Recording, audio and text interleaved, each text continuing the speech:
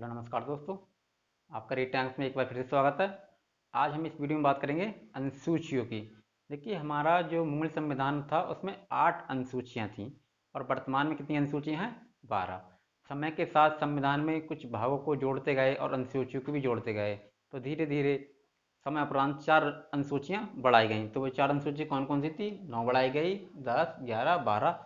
तो इस वीडियो में हम एक एक अनुसूची का विस्तार से अध्ययन करेंगे और हम आपके लिए बताएंगे उनका पढ़ने का सही तरीका क्या है। देखिए, प्रथम अनुसूची है, प्रथम अनुसूची यानी पहली अनुसूची राज्य संघ राज्य क्षेत्र। इस अनुसूची में क्या बताया गया है? देखिए दोस्तों, इस अनुसूची में बताया गया है कि जैसे कि राज्यों के नाम, उनका न्यायिक क्षेत्र कहाँ तक है, उसी प्रकार से जो संघ राज्य क्षेत्र अर्थात केंद्र शासित प्रदेश जैसे कि दिल्ली हुआ, पुडुचेरी हुआ, लक्षद्वीप हुआ, अंडमान निकोबार हुआ, तो उनके नामों के बारे में बताया गया है, उनकी सीमाओं के बारे में बताया गया है। ठीक है दोस्तों। उसके बाद दूसरी अनुसूची आती है भारतीय संघ तथा राज्यों के विभिन्न पदाधिकारियों के वेतन। देखिए दोस्तों, इसमें है क्या, जो भारतीय संघ अर्थात केंद्र सरकार के स्तर पर जो भी विभिन्न पदाधिकारियां हैं और राज्य के स्तर पर भी जो विभिन्न पदाधिकारियां हैं उनकी वेतन की चर्चा दूसरी अनुसूची में है। देखिए, केंद्र स्तर पर किन किन की चर्चा है, जैसे कि राष्ट्रपति हो गया, राज्यसभा का सभापति हो गया, उपसभापति हो गया, लोकसभा का अध्यक्ष हो गया, उपाध्यक्ष हो गया, और इसी प्रकार से सुप्रीम कोर्ट के जो जज हैं उनका वेतन हो गया, हाई कोर्ट के जो जज हैं उनका वेतन हो गया, जो राज्यपाल हैं उनका वेतन हो गया, और एक जो भारत के नियंत्रक महालेखा परीक्षक होते हैं उनका जो भी पद है और उनके जो वेतन, मतलब यहाँ पर हम पद की बात नहीं कर रहे हैं, उनका जो वेतन है उस वेतन की चर्चा किस अनुसूची में है? दूसरी अनुसूची में है। तीसरी अनुसूची में क्या है दोस्तों? तीसरी अनुसूची में शपथ का प्रावधान है, यानी जो केंद्र स्तर पर यानी संघ के स्तर पर और राज्य के स्तर पर जो विभिन्न पदाधिकारी हैं उनकी शपथ की चर्चा इस अनुसूची में है। जैसे कि देखिए, केंद्र स्तर पर किन किन की चर्चा इस अनुसूची में है, जैसे कि केंद्र सरकार के मंत्री हो गए, लोकसभा के सदस्य हो गए, राज्यसभा के सदस्य हो गए। इसी प्रकार से राज्य की हम बात करें तो राज्य के मंत्री हो गए, राज्य विधानमंडल के जो सदस्य हैं उनकी मतलब शपथ की चर्चा इसमें है, सुप्रीम कोर्ट की जज की चर्चा है, और हाई कोर्ट की जो जज हैं उनकी शपथ की चर्चा है। ठीक है दोस्तों, तो अब आप समझ गए होंगे कि जो तीसरी अनुसूची है वो शपथ से संबंधित है। एक जो महत्वपूर्ण बात है, तीसरी अनुसूची में राष्ट्रपति के शपथ का प्रावधान नहीं है। राष्ट्रपति का जो शपथ का प्रावधान है वो अनुच्छेद 60 में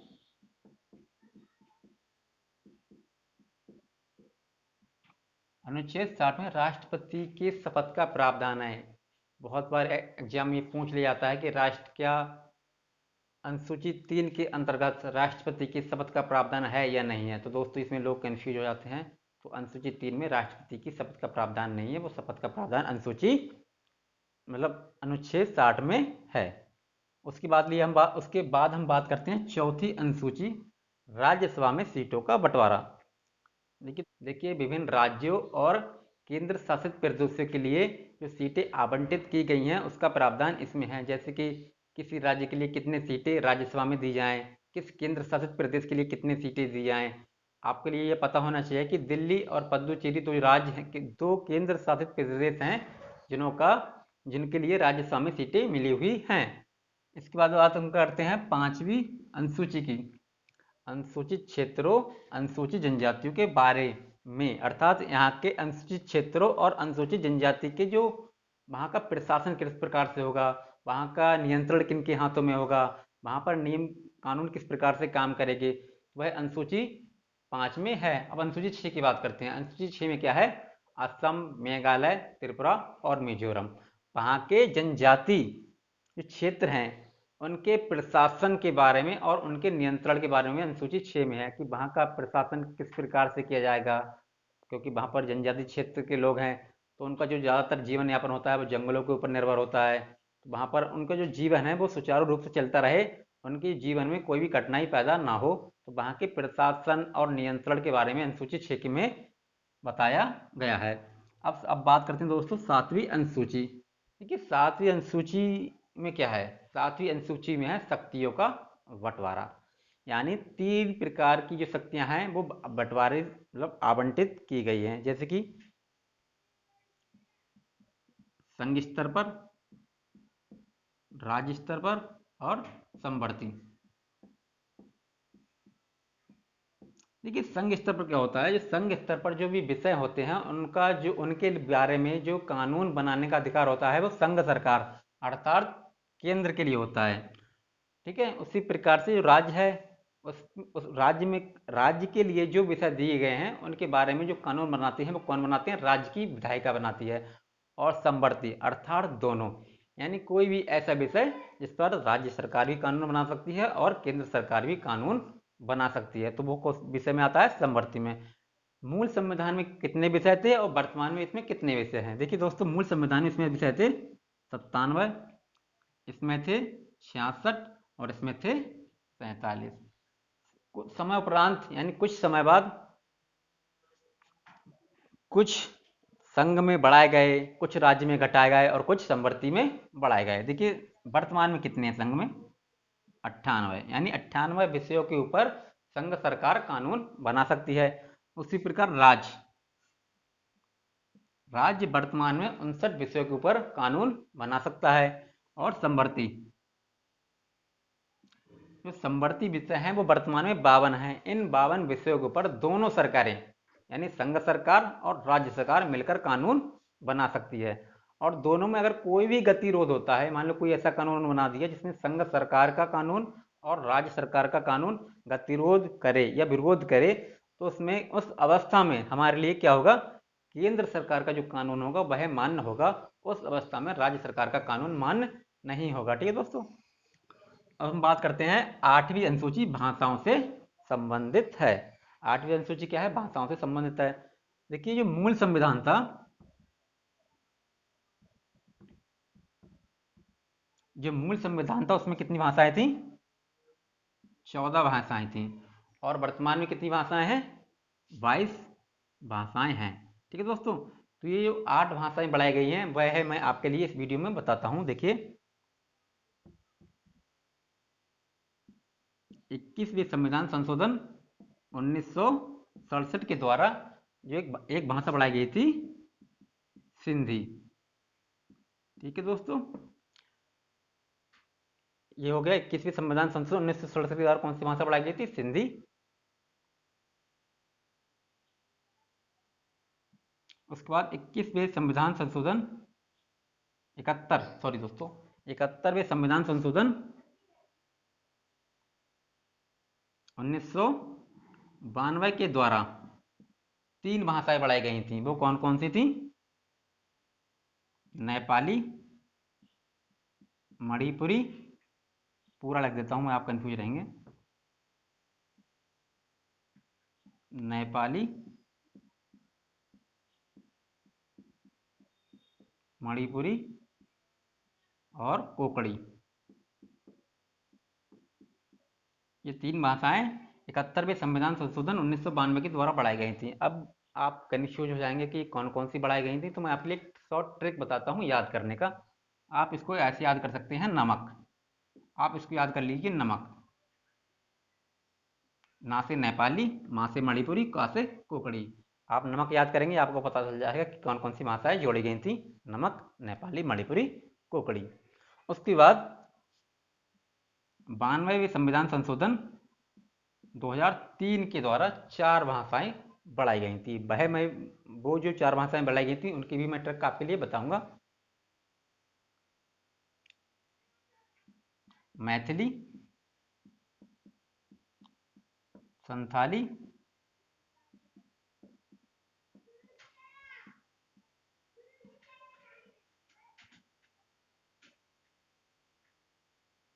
मैथिली, संथाली,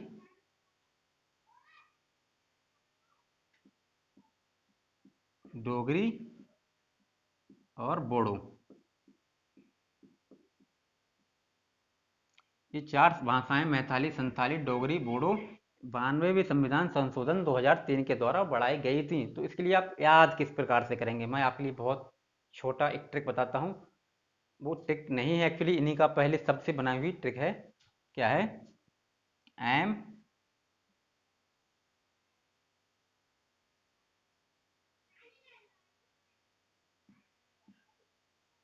ये क्या होगा दोस्तों, देखिए थोड़ा मैंने दूर दूर लिख दिया था, इसको पास लिख देता हूँ। MSDB। आप इसका क्या पढ़ेंगे, महेंद्र सिंह धोनी का बल्ला। महेंद्र सिंह धोनी का बल्ला।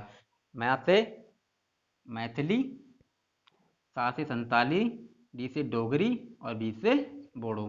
तो आपको क्या याद करना है, महेंद्र सिंह धोनी का बल्ला। आप समझ गए। इस प्रकार से संविधान में जो वर्तमान में जो भाषाएं हैं वो कितनी हैं, 22 भाषाएं हैं। ठीक है दोस्तों। उसके लिए इसके बाद हम बात करते हैं नौवीं अनुसूची। नौवीं अनुसूची कब जोड़ी गई, देखिए दोस्तों, जब देश आज़ाद हुआ तो देश में जो ज़्यादातर ज़मीन थी तो कुछ जो जमींदार थे उनके पास थी। ठीक है।